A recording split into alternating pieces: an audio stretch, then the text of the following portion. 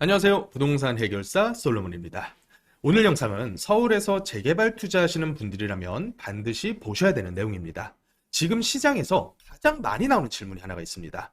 서울시장이 바뀌면 모아타운 사업은 과연 어떻게 되는 거냐? 왜냐하면 최근 들어서 오세훈 시장께서 이번 서울시장 선거 출마하지 않을 수도 있다, 이런 얘기가 나오면서 투자자들 사이에서 이 정책 리스크가 확 부각이 됐기 때문이죠. 실제로 서울 전체 정비사업 시장이 서울시장 한 명의 정책 방향에 따라서 그 판 자체가 완전히 뒤집힌 걸 우리가 경험을 해봤기 때문이에요. 그래서 오늘은 이 모아타운의 존폐 여부, 그리고 또 이런 투자자분들은 어떻게 유연하게 대처해야 될지, 이 부분을 좀 자세하게 살펴보겠습니다. 일단 최근까지의 모아타운 이제 현황을 살펴보면 지금 지정된 곳만 122군데에서 지정돼서 추진 중이고요. 이번 2월 말에도 신규 대상지 선정이 있었는데 눈에 띄는 점이 하나가 있어요. 이게 바로 입지입니다. 입지. 여태까지 절대 안 돼라고 얘기했었던 지역들이 속속들이 모아타운 지정이 되고 있다는 거예요. 그 입지가 어디냐면 잠실동이라던가 삼성동 같은 강남 한복판, 그리고 사당동처럼 우리가 선호하는 상급지들, 이런 지역들에서도 하나씩 대상지 선정이 되면서 본궤도로 넘어가는 사업장들까지 속속들이 나오고 있습니다. 이게 바로 모아타운의 장점인데, 여태까지 일반적인 도정법상의 재개발만 가지고 사업을 추진을 하려면 사실상 70년대, 80년대 개발된 택지 지구에서는 하기가 어려웠어요.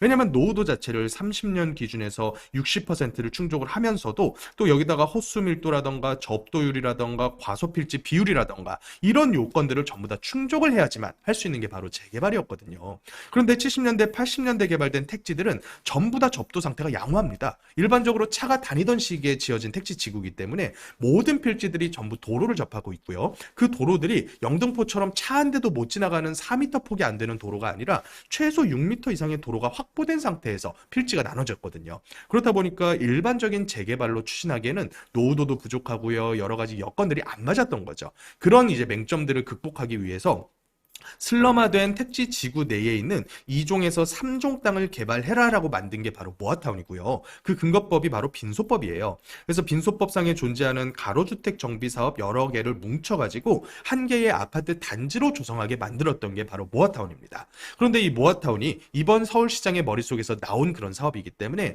과거처럼 서울시장이 갈리게 되면 이 사업도 같이 없어지는 게 아니냐, 이런 위기가 이제 시장에 감돌고 있다는 거죠. 그래서 이 절차를 살펴보면서 이 가능성에 대해서 한번 살펴볼 필요가 있습니다. 일단 모아타운 발표된 지 벌써 한 5년에 가까운 시간이 지나고 있는데 아직까지는요, 준공이 완료된 사업장은 없습니다. 시범 사업장이었던 번동 사업장이 이제 착공을 해서 28년도에 준공 예정이기는 하지만 아직까지 우리는 완성품을 눈으로 본 적은 없어요. 처음에 출범했을 때 오 시장께서 뭐라고 얘기했냐면 4년에서 5년이면 준공시키겠다라고 말씀을 하셨지만 저는 처음부터 이거는 말도 안 되는 수치다라고 얘기를 드렸었죠. 왜 말도 안 되냐? 토지가 완전히 확보된 상태에서 철거가 완료된 그런 이제 일반적인 신도시 부지가 있다고 쳐요. 그런데 그런 신도시 부지에서도 공사하는 데 들어가는 시간만 40개월이 넘어간단 말이죠. 그러니까 현실적으로 4, 5년은 말이 안 되는데, 그러면 여태까지 지정된 120군데가 넘는 사업장들 어떻게 진행을 하고 있는지 한번 설명을 드릴게요. 일단은 준비 단계입니다. 준비 단계는 대상지 선정 전까지의 단계라고 보시면 되는데, 과거 24년 7월 말에 공모 방식이 종료되기 전까지는 가장 손쉬운 방법이 공모 방식이었어요.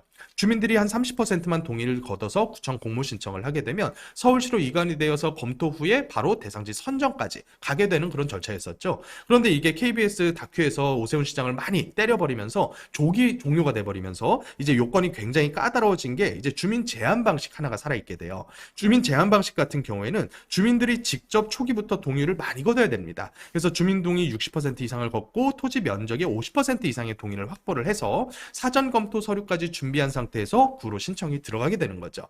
그래서 구에서 시로 올려서 후보지 검토 후에 대상지 선정까지 완료가 되게 됩니다. 자, 이 단계까지가 일단은 조금 어려워졌다라고 하는 게 한 포인트가 있고요. 그 다음에 이제 대상지 이후부터는 초기 단계예요. 대부분의 사업장이 아직까지는 이 초기 단계 상태다라고 보시면 될 것 같아요. 이 초기 단계가 많은 시간을 소요할 수밖에 없는 이유가 있습니다. 왜냐하면 이 관리계획 수립이라고 하는 단계가 우리 생각만큼 그렇게 빠르게 진행되는 단계가 아니에요. 일반 개인이 할 수 있는 영역은 아니고, 이거는 이제 도시계획 업체 같은 용역을 줘가지고 수십에서 많으면 수백 페이지에 달하는 정비 계획안, 이게 뭐냐면 일종의 건축을 위한 가이드거든요.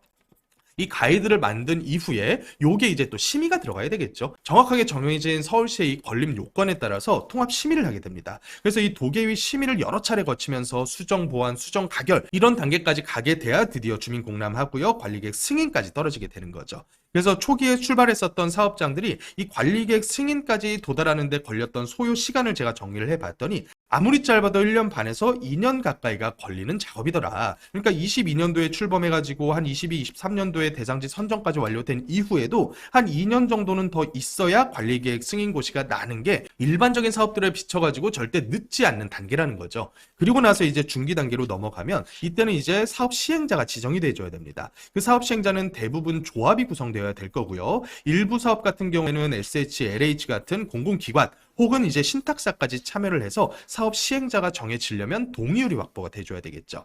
도정법보다 한 가지 까다로운 점이 바로 이 조합 설립을 위한 동의율이 일반 재개발보다 약간 더 높다라고 하는 점이에요. 도정법상의 재개발은 동의율이 전체 소유주별 75%에다가 대지 면적의 50% 이상의 동의를 받아야 되는데 가로정비 사업은 아무래도 그 면적이 작다 보니까 동의 요건이 보다 더 까다롭다. 그래서 원래는 80%였었던 소유주별 동의 요건은 법 개정을 통해서 동일하게 75%로 완화는 됐지만 토지 면적의 3분의 2 이상의 동의를 받아야 되기 때문에 건물주분들의 집단 반대 움직임이 있다면 이 동의 요건 충족하기가 굉장히 까다로울 수밖에 없다라고 보시면 될 것 같아요. 그래서 동의를 받아서 사업 시행자가 지정된 이후부터는 시공사 선정하겠죠. 그러면 시공사에서는 건축계획 수립할 거고요. 이 건축계획 수립을 하더라도 여러 가지 통합심의를 다시 한번 거쳐야 됩니다. 그래서 이 통합심의를 전부 다 거치고 나서 모든 건축계획이 완료가 됐으면 그제서야 사업시행계획이 완료가 됐다. 인가를 받게 되는 거죠. 그때 이제 모아타운의 장점, 관리처분 계획의 인가까지도 같이 처리를 할 수 있다는 장점이 있습니다. 일반적인 재개발 같은 경우는 사업시행 인가 이후에 관처, 총회를 총해서 관리처분 인가를 별도로 받아야 되거든요. 이 관리처분이라고 하는 건 뭐냐면 이 사업 건축 사업입니다. 그래서 건축 사업이 진행됐을 때 이익이 남을 거고요. 이 이익을 개별 조합원들끼리 어떻게 배분해야 될지 이 부분을 나누는 이제 계획이라고 보시면 될 것 같아요. 그래서 관처에 대한 인가까지 전부 다 끝나게 된 이유는 간단합니다. 이주하고 철거하고 착공해가지고 이제 준공까지 다다르는 이런 공사 기간을 거치게 되겠죠. 요 기간만 한 4년에서 5년이 걸린다라고 보시면 정확할 것 같습니다. 자, 그래서 지금까지 많은 사업장들이 대상지 선정이 됐는데 이 사업장들 지금 어떻게 진행되고 있는지 그리고 또 어느 지역에 많은지 이 부분을 한번 살펴볼게요. 가장 많은 대상지 선정이 된 구는 중랑구입니다. 그리고 그 뒤를 잇는 게 강서구, 성북구, 강북구 같은 그런 지역들. 그래서 약간은 외곽 지역들일수록 보다 더 많은 대상지가 선정이 됐다라고 보시면 되겠고요. 최근 들어오면서 이제 용산, 강남, 서초 이런 지역들도 꽤나 많이 대상지가 선정이 되고 있는 걸 볼 수가 있습니다. 자, 그 지역들 중에서 상당수가 아직까지는 관리계획 수립 단계에 머물러 있다. 그 이유는 이게 페이퍼 하는데 거의 2년이 소요되기 때문이다. 그리고 나서 도계의 심의하는데도 서울 전체 도계의 심의가 1년에 많아야 17번, 18번이거든요. 한 달에 한두 번 열리는 도계의 심의를 두 차례, 세 차례 걸려서 승인까지 받으려면 당연히 이 기간이 가장 많은 병목이 걸릴 수밖에 없는 구간이다라고 보시면 될 것 같아요. 그런데 최근 들어서는 이제 조합인가까지 나다르는 그런 구역들이 꽤나 많아지고 있습니다. 그래서 제가 진행 단계가 빠른 5개 구역을 한번 가지고 왔는데 그리고 나서 또 뭘 볼 거냐면 가장 상급지 5개 구역을 볼 거예요. 그래서 우리는 뭘 봐야 되냐? 투자자 입장에서 가장 합리적인 선택지가 어디냐를 파악을 해볼 필요가 있다는 거예요. 일단은 가장 빠른 5개 구역을 보면 당연히 시범사업지겠죠. 그래서 서울시 모아타운 중에서 1호 착공이 들어간 번동 모아타운이 있는데 여기는 사실 모아타운 이름 붙이긴 좀 그렇고요. 원래 5개 가로정비 사업으로 묶어가지고 추진을 하던 데였는데 거기다가 이제 서울시에서 모아타운이라는 이름을 붙이면서 지원금이라던가 여러 가지 행정적인 도움을 주고 있는 그런 시범사업지라고 보시면 될 것 같아요. 그래서 여기가 이제 가장 먼저 가고 있고 망원동, 번동, 화곡동, 면목동 이런 지역들이 그 뒤를 잇고 있는데 이 지역들에서는 이제 조합인가 정도에서 사업인가 정도 단계까지 갔다라고 보시면 될 것 같아요. 그런데 이 정도 단계가 나갔으면 어느 정도 프리미엄이 붙었냐가 궁금할 거 아니에요. 그래서 실제 거래된 사례들을 몇 군데를 찾아왔더니 그렇게 크게까지는 프리미엄이 붙지는 않았더라. 그래서 간단합니다. 일단 입지 자체가 중상급지 이상의 입지는 별로 없고요. 대부분은 외곽지입니다. 그래서 아파트가 지어져 놓더라도 30억, 40억 가는 동네가 아니라 10억대 정도 가는 동네다 보니까 프리미엄이 굉장히 제한적으로 붙는 걸 볼 수가 있다. 그러니까 사업 진행이 무조건 빨리 된다고 피가 확확 붙는 게 아니라 입지가 가장 중요하다. 있다라는 거죠. 그에 대한 증거가 이제 상급지 탑5의 거래 사례를 보면 또 정확하게 나옵니다. 최근 들어 지정된 삼성동이라던가 잠실동이 있고요. 또 원효로 사과 같은 용산 한복판이 있고요. 또 방배동 같은 지역이 있습니다. 자, 이런 지역들이 지금 현재 프리미엄이 얼마나 붙었나를 보면 일단 원효로 사과 같은 경우는 최근 실거래가 다 11억대, 12억대예요. 직거래를 제외하면요. 그리고 가장 최근에 지정된 잠실동 같은 경우 제가 예전에 토어제 걸려 있을 때 여기 풀리면 무조건 날아간다라고 얘기를 들었었는데 대상지 선정이 됐거든요. 그랬더니 이제 투룸짜리가 5억대에서 6억대까지 확 뛰어버렸어요. 결과적으로는 이제 입지 싸움이다라는 거예요. 전반적인 모아타운뿐만 아니라 모든 정비 사업들이 단순히 단계만 빨리 가가지고 완성점에 먼저 도달하느냐가 우리의 투자 목표가 아니잖아요. 어디가 가장 큰 돈이 되느냐, 그리고 내 투입 금액 대비해서 수익률이 가장 높은 구역은 어디냐, 이런 점들로 따져봤을 때 너무 이 단계, 진행 단계에다가만 목숨 걸 게 아니라 입지가 깡패다라고 하는 거를 다시 한번 생각하시면 좋을 것 같습니다. 그런데 이제 오세훈 시장의 임기가 끝나간단 말이죠. 6월 달이면 끝나요. 그러면 나머지 구역들, 아직까지 대상지 선정 안 된 구역들 어떻게 하고 있냐면 동의율 끌어올리기 위해서 정말로 박차를 가해서 동의서를 걷고 있어요. 그래서 최대한 오세훈 시장의 임기 내에 이거를 추진하려고 하는데 이제 오세훈 시장이 아니라 다른 누군가가 시장이 됐을 때 치적 지우기로 모아타운을 없앨 수도 있다라고 하는 그 불안감 때문이겠죠. 그런데 저는 이렇게 봅니다. 모아타운이라고 하는 그 브랜드 명칭은 바뀔 가능성이 크다라고 봐요. 대신에 빈소법상에 존재하는 소규모 주택정비 관리지역이라고 하는 법정 명칭은 없앨 수가 없어요. 이거는 법 개정을 통하지 않고서는 없어질 수 없는 사업이거든요. 예전에 2000년대에 뉴타운이라고 이름 붙였던 사업이 이제 시장이 바뀌면서 재촉지구, 재정비 촉진을 위한 관리지구로 이름이 바뀌어가지고 운영은 그대로 됐거든요. 대신에 박원순 시장 시기에는 35개 이상 지구 지정됐었던 전체 뉴타운 중에서 무려 53%가 해제돼서 지금까지도 슬럼화된 채로 남아있고요. 그래서 이제 시장의 의지에 따라서 빠르게 진행시키느냐, 아니면 전부 다 해제시키고 나서 이거를 존치시키고 그냥 관리만 하려고 하느냐, 이런 의사 차이는 분명히 있을 거라고 봅니다. 하지만 그때 당시의 도정법은요, 사실은 위에서 아래로 찍어 내려오는 형태의 도정법 사업이었어요. 하지만 지금 같은 경우는 모아타운이 됐건 신속통합이 됐건 주민들로부터 출발을 합니다. 그래서 주민 제한, 주민 입안 같은 형태를 통해서 모아타운 같은 경우는 한 60%, 신통기획 같은 경우는 50%, 이런 정도의 동의를 거둬서 구로 올려서 구에서 시로 올리는 이런 절차를 통해 대상지 선정이 되고 있기 때문에 이 법적인 절차를 완전히 무시하고 대상지 선정을 안 해준다? 이거는 저는 있을 수가 없다라고 봅니다. 대신 지금처럼 진행 속도를 빠르게 해주고 인센티브를 더 주려고 하고 이런 형태의 움직임은 조금 적어질 수는 있겠죠. 아무래도 지금 정권에서 강조하는 것이 임대주택을 많이 확보해라, 이 부분을 강조를 하고 있다 보니까 모아타운이라고 하더라도 임대주택의 비중을 조금 더 높이는 그런 형태의 전략은 펼칠 수가 있다라고 봅니다.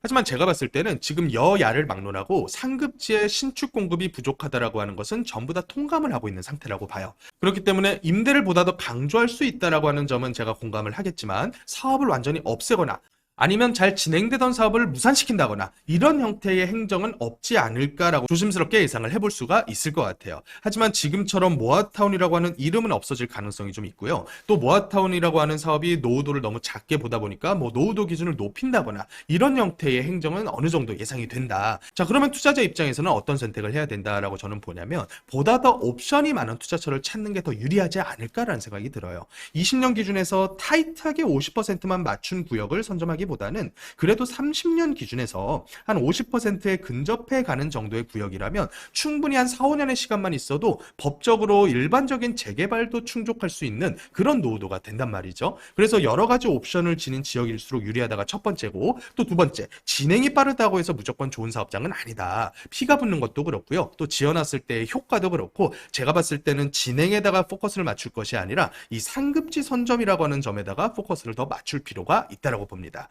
그래서 서울시장이 바뀌게 됐을 때 정비사업 같은 경우는 지정권자가 서울시장에다 보니까 정말로 큰 변혁이 일어나게 됩니다. 그래서 이런 변화를 먼저 캐치하고 그에 맞는 좋은 투자처를 선점하는 것이 어떻게 보면 가장 큰 투자 전략이라고 저는 생각이 들고요. 또 이렇게 여러 가지 사업을 진행할 수 있는 옵션을 지닌 상급지 투자처 궁금하신 분들께서는 강의 신청해 주셔서 좋은 정보를 획득해 가시면 될 것 같습니다. 자, 지금까지 부동산 해결사 솔로몬이었습니다.